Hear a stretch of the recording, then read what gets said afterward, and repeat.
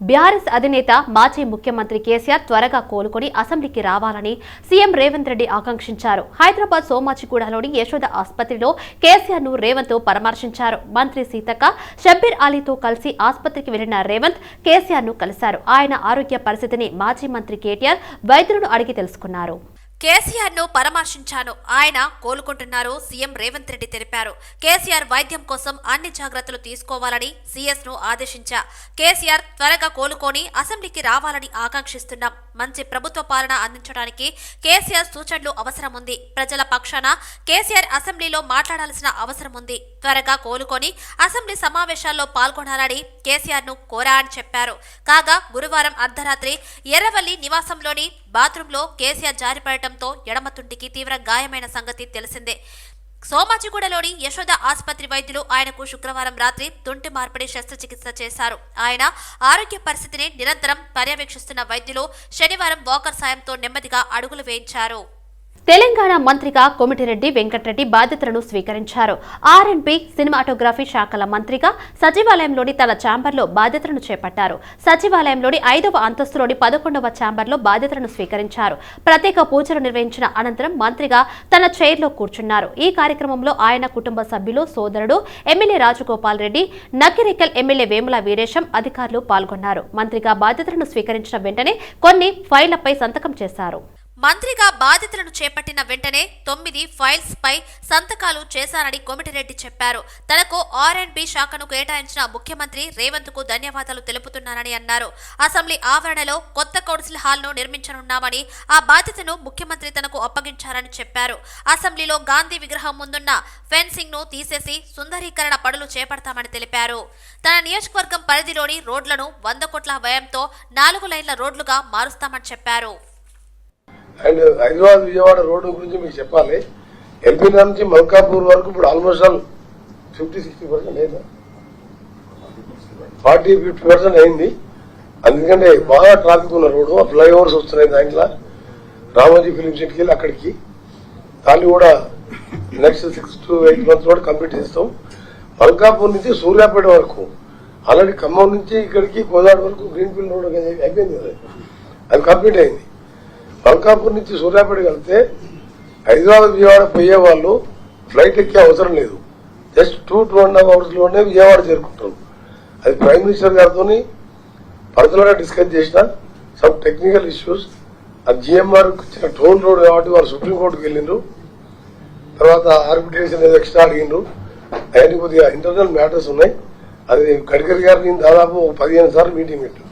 అది రేపు వెళ్తున్నాను కాబట్టి అవసరం ఉంటే 1 week 10 days లో క్లియర్ చేపించి, అలాంటి దాని మీద 19 యాక్సిడెంట్స్ వల్ల టెండర్ పిలిచిన తర్వాత మళ్ళీ క్యాన్సిల్ అయింది. అవన్నీ కూడా లాస్ట్ 4.5 years నేనే పర్సీవ్ చేసుకున్నాను.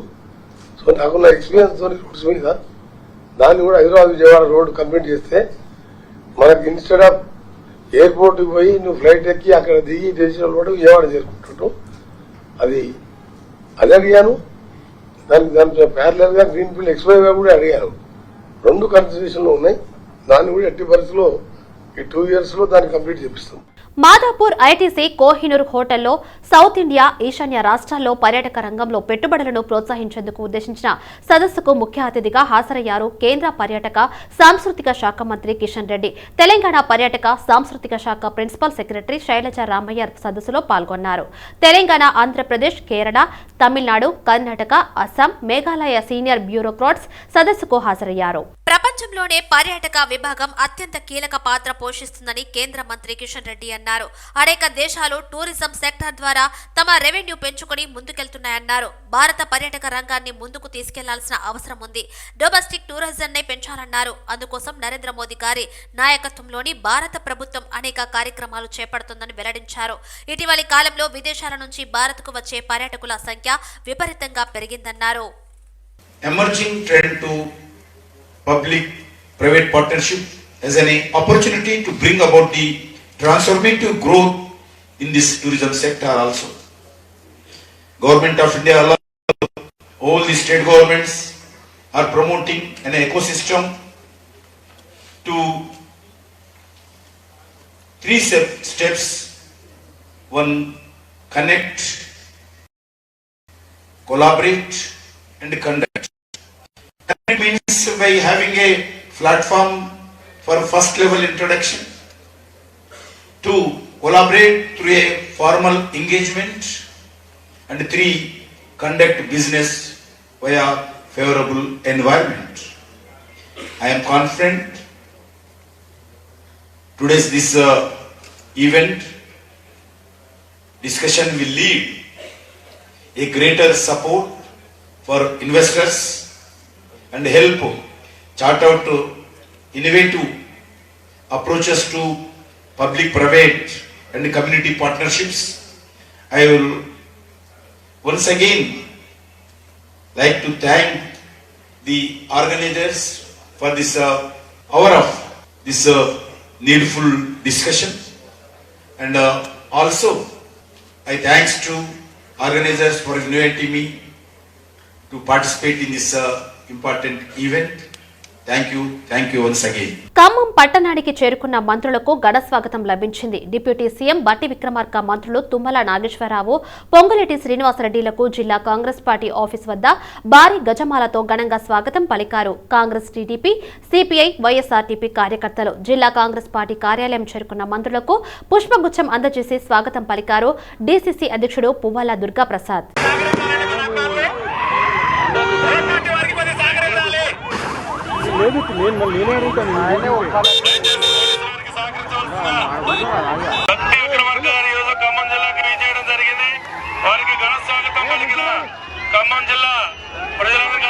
ఎన్నికల వేళ కాంగ్రెస్ ప్రభుత్వం ఇచ్చిన హామీలు అమలు పరిచే దిశగా రాజీవ్ ఆరోగ్యశ్రీ పథకాన్ని 5 లక్షల నుంచి 10 లక్షలకు పెంచిన నేపథ్యంలో మల్కాజ్గిరి జిల్లా ప్రభుత్వ హాస్పిటల్లో మల్కాజ్గిరి ఎమ్మెల్యే మరి రాజశేఖర రెడ్డి ప్రారంభించారు. కార్యక్రమంలో స్థానిక బీజేపీ, బీఆర్ఎస్ కార్పొరేటర్లు, ఆశా వర్కర్లు, హాస్పిటల్ సిబ్బంది పాల్గొన్నారు.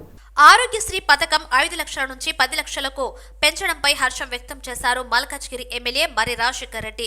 ఈ పథకం వల్ల నిరుపేదలు ఎందరో లాభపడతారని తెలిపారు. ప్రజలకు డయాగ్నోసిస్ సేవలు కూడా ఉచితంగా అందజేసే దిశగా ప్రభుత్వం ఆలోచించాలని కోరారు.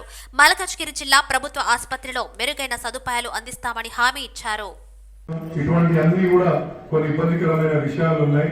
వీటిని చేస్తే ఇంకెక్కువ లాభం చేకూరుతుంది చాలా మందికి అనేది నా యొక్క భావన. అదేవిధంగా ఒక అద్భుతమైన కార్యక్రమం అనేది మన బస్ సర్వీస్ ని మహిళలకు అందరికీ ఫ్రీగా ఇవ్వడం నిజంగా చాలా గొప్ప విషయం. ఎందుకంటే మహిళలకు ఈ యొక్క వరాన్ని రాష్ట్ర ప్రభుత్వం ఇచ్చిందంటే నిజంగా వాళ్ళకి అందరికీ కూడా మీ అందరి తరఫున ధన్యవాదాలు తెలియజేసుకుంటున్నాను. ఈ అవకాశం ఇచ్చిన ప్రజలకు ప్రతి ఒక్కరికి ధన్యవాదాలు తెలియజేసుకుంటూ ఇంతకుముందు అక్కడ చెప్పినట్టు ఏ విధంగా ఇక్కడ మన బస్తీ దవాఖానలు ఏవైతే ఉన్నాయో మీ అందరి సహకారంతో ప్రతి ఒక్కరి ఏ corporator respective of any party అండి మనం ఓపెన్ చేస్తున్నాం. ఎందుకంటే అల్టిమేట్లీ అది ప్రజలకు సంబంధించిన సమస్య కాబట్టి ప్రజలకు ఉపయోగపడే అవకాశం ఉంది కాబట్టి ఎవరు పెట్టినా కానీ వాటిని మనం ముందు తీసుకెళ్లాల్సిన అవసరం ఉంది. మీ అందరికీ కూడా నా విజ్ఞప్తి సభావేదిక మీద మనం కొంచెం సేపు కాంగ్రెస్ అధికారంలోకి వచ్చాక 6 గ్యారంటీల అమలుపై దృష్టి సారించింది. ఒక్కొక్క అమలుకి తేవాలన్న యోచనలో ప్రభుత్వం ఉన్నట్లు తెలుస్తోంది. ఆర్థిక వెసులుబాటు ఆధారంగా ఇచ్చిన గ్యారంటీలు, హామీలను ఒక్కొక్కటి అమల్లోకి తేవాలని కాంగ్రెస్ ప్రభుత్వం నిర్ణయించింది. ఇప్పటికే 2 గ్యారంటీలను అమల్లోకి తెచ్చిన సర్కారు 200 యూనిట్ల ఉచిత విద్యుత్, 500కే గ్యాస్ సిలిండర్ పై కసరత్తు చేస్తుంది. తక్కువ బడ్జెట్ తో ఎక్కువ మంది లబ్ధి పొందే పథకాలను తొలుత అమలు చేయాలని యోచిస్తున్న ప్రభుత్వం పెట్టుబడి సాయం సకాలంలో రైతుల ఖాతాల్లో వేసేందుకు ప్రణాళికలు చేస్తుంది. రాష్ట్ర ప్రభుత్వం ప్రతిష్టాత్మకంగా చేపట్టిన 6 గ్యారంటీ స్కీమ్ల అమలులో భాగంగా శనివారం మహిళలకు ఉచిత బస్సు సౌకర్యాన్ని ప్రారంభించింది. మహాలక్ష్మి స్కీమ్ పేరుతో ప్రారంభించిన ఈ స్కీమ్ కు గ్రేటర్ పరిధిలో తొలి రోజు మహిళలు, యువతుల నుంచి భారీ రెస్పాన్స్ వచ్చింది. సిటీ బస్సులతో పాటు జూబ్లీ బస్ స్టేషన్ వద్ద జిల్లాలకు వెళ్లే బస్సులు మహిళా ప్యాసింజర్లతో కిటకిటలాడాయి. సిటీ బస్సుల్లో 0 ఫేర్ టికెట్లను ఇవ్వగా జిల్లాలకు వెళ్లే బస్సుల్లో ఆధార్ కార్డు చూపించి మహిళలు ప్రయాణించారు. సిటీలో 29 డిపోల పరిధిలో 2638 ఆర్టీసీ బస్సులు ఉండగా ఇందులో కేవలం 79 మాత్రమే ఏసీ పుష్పక్ బస్సులున్నాయి. ప్రస్తుతం మహాలక్ష్మి స్కీమ్ అమల్లోకి రావడంతో గ్రేటర్ సిటీలో దాదాపు 6.5 లక్షల మంది మహిళలు, యువతులు, 2,70,000 మంది విద్యార్థినులకు ఉచితంగా ప్రయాణించే అవకాశం దక్కింది. ఉచిత బస్సు ప్రయాణం అందుబాటులోకి రావడంతో మహిళా ప్యాసింజర్ల సంఖ్య మరింత పెరిగే అవకాశం ఉందని ఆర్టీసీ అధికారులు తెలిపారు. గ్రేటర్ పరిధిలో రోజు సిటీ బస్సుల ద్వారా 4 కోట్ల రూపాయల వరకు ఆదాయం వస్తుండగా డీజిల్కు 1.5 కోటి రూపాయలు ఖర్చవుతుంది. అయితే ఉచిత ప్రయాణం కారణంగా సుమారు 90 లక్షల వరకు ఆర్టీసీపై ఆర్థిక భారం పడే అవకాశం ఉంది. తెలంగాణలో మాజీ మంత్రుల ఓఎస్టీ కార్యాలయంలో దొంగలు పడ్డారు. కీలక ఫైళ్లను ఎత్తుకెళ్లిపోయారు. మాసప్ బ్యాంక్ పశుసంవర్ధక శాఖలో కొన్ని ఫైళ్లు కనిపించకుండా పోగా బషీర్బాగ్ విద్యా పరిశోధన శిక్షణ సంస్థలో కొందరు దుండగులు చోరీకి యత్నించారు. మాజీ మంత్రి తలసాని శ్రీనివాస్ యాదవ్ ఓఎస్టీ కళ్యాణ్ కార్యాలయంలోని ఫైళ్లు మాయం కాగా ఓఎస్టీ కళ్యాణ్ ఆపరేటర్ మోహన్ ఎలిజా వెంకటేష్ ప్రశాంత్పై అనుమానాలు వ్యక్తమవుతున్నాయి. శాఖకు సంబంధించిన ముఖ్యమైన ఫైళ్లు ఎత్తుకెళ్లినట్లు తెలుస్తుంది. అయితే ఈ ఫైళ్లు నిన్ననే మాయమైనట్లు అధికారులు గుర్తించారు. కార్యాలయంలోని కిటికీ గ్రిల్స్ తొలగించి మరీ ఫైళ్లను ఎత్తుకెళ్లినట్టు తెలుస్తుంది. ఈ విషయంపై సెంట్రల్ జోన్ డీసీపీ శ్రీనివాస్ కు అధికారులు ఫిర్యాదు చేశారు. ఫైల్స్ అదృశ్యంపై సమగ్ర దర్యాప్తు చేస్తున్నామని డీసీపీ శ్రీనివాస్ వెల్లడించారు. పశుసంవర్ధక శాఖ కేసులో ఓఎస్టీపై కేసు నమోదు చేసినట్టు తెలిపారు. కొన్ని ఫైల్స్ కావాలని చింపేసినట్లు గుర్తించామన్నారు. సీసీ కెమెరాలు కూడా ధ్వంసం చేశారని వాచ్మెన్ ఫిర్యాదుపై కేసు నమోదు చేసి విచారిస్తున్నట్టు తెలిపారు. పశుసంవర్ధక శాఖ కార్యాలయంలో ఫైల్స్ మాయమైనట్లు వస్తున్న వార్తలు పూర్తిగా నిరాధారమని మాజీ మంత్రి తలసాని శ్రీనివాస్ యాదవ్ ఓఎస్టీ కళ్యాణ్ కొట్టిపారేశారన్నారు. నూతన సచివాలయం ప్రారంభమై 9 నెలలైందని మాసప్ ట్యాంక్లోని పశుసంవర్ధక శాఖ డైరెక్టర్ కార్యాలయంలో నిర్వహిస్తున్న నాటి మంత్రి తలసాని శ్రీనివాస్ యాదవ్ కార్యాలయాన్ని నూతన సచివాలయంలోని 2వ అంతస్తులోకి తరలించి కార్యకలాపాలు నిర్వహించామని తెలిపారు. ఆఫీస్లోంచి ఒక ఆటో ఏదో సామాన్ తీసుకోబోరు అనే ఉద్దేశంతో ఒక సస్పిషియస్ అంటే అనుమానపూరితమైనటువంటి ఉన్నారు. వాళ్ళు ఆటో తీసుకొని పారిపోయినారు. ఏదైతే ఆటో వచ్చిందో అది ఐడెంటిఫై అయింది. దాన్ని పట్టుకొచ్చి వివరాలన్నీ సేకరించిన తర్వాత దాన్ని మీకు మళ్ళీ వివరాలు వెంటనే తెలియజేస్తూ ఉంటాం. పశుసంవర్ధక శాఖ దాంట్లో అన్నీ కూడా పేపర్స్ అన్నీ కూడా ఆఫీస్లో వాళ్ళ ఛాంబర్లో మొత్తం చించివేసి దాదాపు 5-6 బ్యాగ్లలో పెట్టడం జరిగింది. అది కూడా సేమ్ ఇట్లా ఇన్ఫర్మేషన్ వస్తే వెరిఫై చేయడం జరిగింది. దాంట్లో కూడా వాచ్మెన్ కంప్లైంట్ ఇచ్చినారు. దాన్ని కూడా వెరిఫై చేస్తున్నాం ఏంటి అంటే. బీఆర్ఎస్ ప్రభుత్వం అన్ని వర్గాల ప్రజల వ్యతిరేకతను మూటగట్టుకుందని రాజ్యసభ సభ్యుడు బీసీ సంక్షేమ సంఘం జాతీయ అధ్యక్షుడు ఆర్ కృష్ణయ్య ఆరోపించారు. నిరుద్యోగులు, బీసీ, ఎస్సీ, ఎస్టీ, మైనార్టీల పక్షాన పోరాటం చేసిన రేవంత్ రెడ్డికి ముఖ్యమంత్రి పదవి దక్కడంలో ఆనందం వ్యక్తం చేశారు. ఎన్నికల మేనిఫెస్టోలో హామీ ఇచ్చినట్లు బీసీ కులగణన చేపట్టాలని ఆర్ కృష్ణయ్య హైదరాబాద్ లో సూచించారు. ఇప్పుడే ఈ ప్రభుత్వం వచ్చింది. వాళ్ళ ఎన్నికల 6 గ్యారెంటీలు చాలా బ్రహ్మాండంగా ఉన్నాయి. అందులో 2 ఎంబడే బస్సులు, ఫ్రీ బస్సు, అదేవిధంగా బలహీన వర్గాలకు సంబంధించినవి కాబట్టి తప్పనిసరి ప్రజలపై ప్రజాప్రభుత్వం లోపల ఈ వాగ్దానాలన్నీ నెరవేరుతాయని బీసీ, ఎస్సీ, ఎస్టీలు రేవంత్ రెడ్డి గారి మీద అనేక ఆశలు పెట్టుకున్నారు. అలా ఆశలకు తగ్గట్టుగా ఆయన చర్యలు తీసుకుంటారని కూడా ఆశిస్తున్నారు. కొత్తగా కొలువుదీరిన రాష్ట్ర కేబినెట్ లో మరో 6 బెర్తులు ఖాళీగా ఉన్నాయి. వీటిని ఎవరితో భర్తీ చేస్తారన్న చర్చ మొదలైంది. వాస్తవంగా రాష్ట్ర కేబినెట్ లో ముఖ్యమంత్రి 17 మంది మంత్రులు ఉండాలి. గురువారం ముఖ్యమంత్రిగా రేవంత్ రెడ్డితో పాటు మరో 11 మంది మంత్రులుగా బాధ్యతలు చేపట్టారు. ఇంకో 6 మినిస్టర్ పదవులు ఖాళీగా ఉన్నాయి. వీటి కోసం 15 మంది ఎమ్మెల్యేలు, నేతలు పోటీ పడుతున్నారు. ప్రస్తుతం మంత్రులుగా ప్రమాణం చేసిన వాళ్లలో ఉమ్మడి ఖమ్మం నుంచి అత్యధికంగా 3కి చోటు దక్కింది. ఉమ్మడి రంగారెడ్డి జిల్లాలో 14 నియోజకవర్గాలు ఉంటే 4 స్థానాల్లో కాంగ్రెస్ అభ్యర్థులు గెలిచారు. ఇందులో వికారాబాద్ ఎమ్మెల్యే గడ్డం ప్రసాద్ ను అసెంబ్లీ స్పీకర్ గా ప్రకటించారు. ఇంకా ఈ జిల్లా నుంచి ఇబ్రహీంపట్నం ఎమ్మెల్యే మల్రెడ్డి, రంగారెడ్డి, పరిగి ఎమ్మెల్యే రామ్మోహన్ రెడ్డి మంత్రివర్గంలో చోటు కోసం ప్రయత్నిస్తున్నారు. రంగారెడ్డి నుంచే ఒకరికి స్పీకర్ పోస్టు ఇవ్వడం, మంత్రివర్గంలో ఇప్పటికే 4 రెడ్లు ఉండటంతో ఈ ఇద్దరిలో ఒకరికి మాత్రమే మంత్రి అయ్యే అవకాశం ఉందని సీనియర్లు, లీడర్లు చెబుతున్నారు. ఉమ్మడి హైదరాబాద్ జిల్లాలో 15 అసెంబ్లీ సీట్లు ఉంటే ఒకటి కూడా కాంగ్రెస్ గెలవలేదు. రాష్ట్ర రాజధాని కావడంతో ఇక్కడి నుంచి కనీసం ఒకరిని మంత్రివర్గంలోకి తీసుకోవాలని కాంగ్రెస్ భావిస్తున్నది. ఆ ఒక్క సీటు కోసం ఫిరోజ్ ఖాన్, అంజన్ కుమార్ యాదవ్, మధు యాష్కి గౌడ్, మైనంపల్లి హనుమంతారావు పేర్లు పరిశీలనలో ఉన్నట్లు ప్రచారం జరుగుతున్నది. వీళ్లు పోటీ చేసినప్పటికీ విజయాన్ని అందుకోలేకపోయారు. మైనారిటీ కోటాలో షబ్బీర్ అలీని మంత్రివర్గంలోకి తీసుకుంటే ఫిరోజ్ ఖాన్ కు బెర్తు దక్కకపోవచ్చని పార్టీ నేతలు అంటున్నారు. ప్రభుత్వాలు అవినీతిని నిర్మూలించే దిశగా పనిచేయాలని ఉమ్మడి ఆంధ్రప్రదేశ్ మాజీ ఆర్టీఐ కమిషనర్ వర్రె వెంకటేశ్వర్లు తెలిపారు. ప్రపంచ అవినీతి వ్యతిరేక దినోత్సవం పురస్కరించుకుని యూత్ ఫర్ యాంటీ కరప్షన్ ఆధ్వర్యంలో 2K వాక్ నిర్వహించారు. జూబ్లీహిల్స్ లోని కేబీఆర్ పార్క్ నుంచి Telangana red cross chairman Ajay Mishra, ఉమ్మడి ఆంధ్రప్రదేశ్ మాజీ ఆర్టీఐ కమిషనర్ వర్రే వెంకటేశ్వర్లు, మాజీ MLA Bakkani Narasimhulu, youth for anti corruption వ్యవస్థాపకులు రాజేంద్ర పల్నాటి చెండా ఊపి ప్రారంభించారు. అవినీతిని ప్రశ్నించడమే కాకుండా పంచి సమాజం కోసం నీతి నిజాయితీగా పనిచేసే వారు చాలా అవసరమని వర్రే వెంకటేశ్వర్లు పేర్కొన్నారు.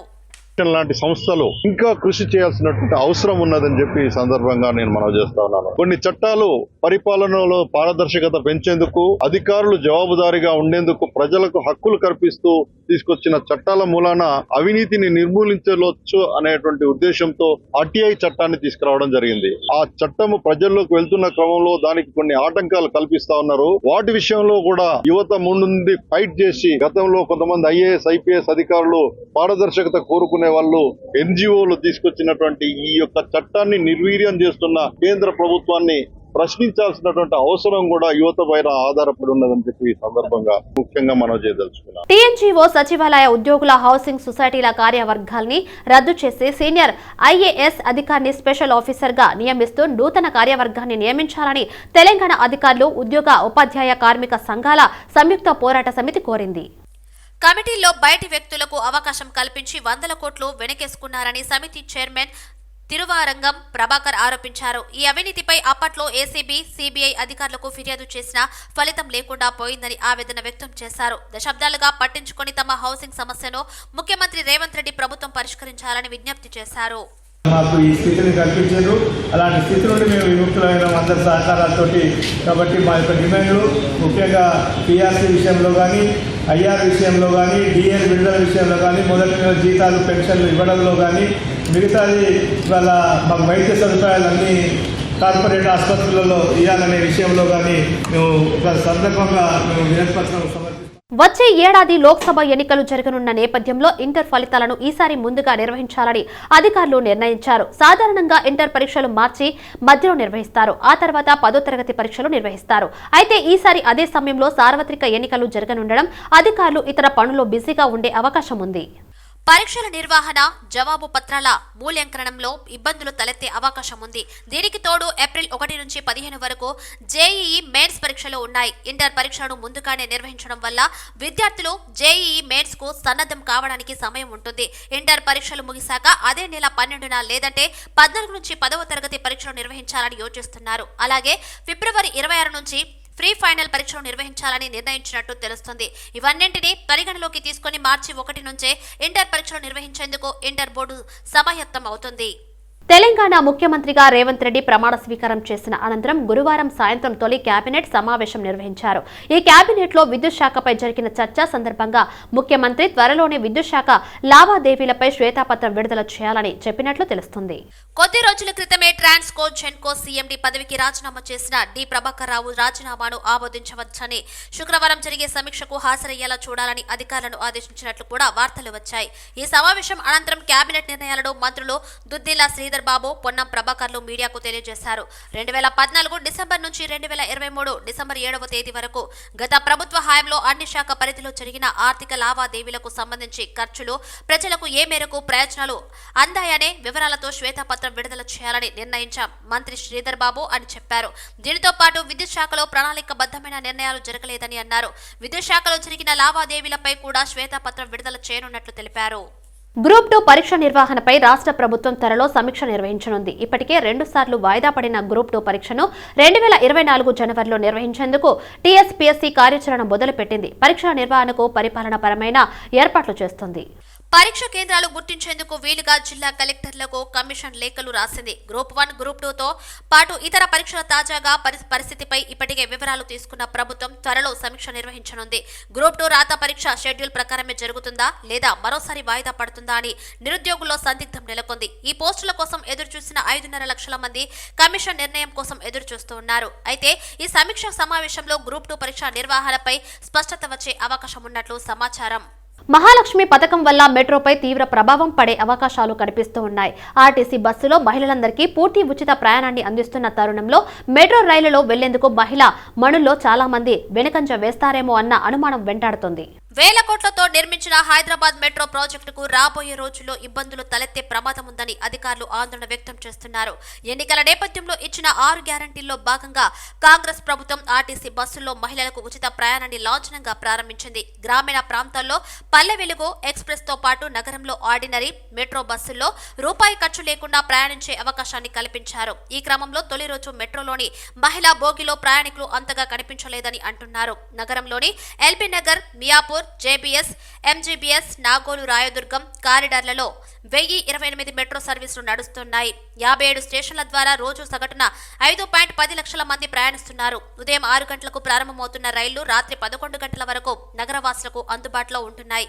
అయితే నగరంలో ట్రాఫిక్ ఇబ్బందుల నుంచి విముక్తి కల్పిస్తుండటంతో పాటు సురక్షితమైన వేగవంతమైన ప్రయాణాన్ని అందిస్తుండటంతో చాలా మంది మెట్రో రైళ్లను ఆశ్రయిస్తున్నారు. రైళ్లలో రద్దీని దృష్టిలో ఉంచుకుని మెట్రో రైలుని అరబోగి వరకు మహిళలకు ప్రత్యేకంగా కేటాయించారు. మధ్యప్రదేశ్, రాజస్థాన్, ఛత్తీస్గఢ్ అసెంబ్లీ ఎన్నికల ఫలితాలు వచ్చి దాదాపు వారం గడిచింది.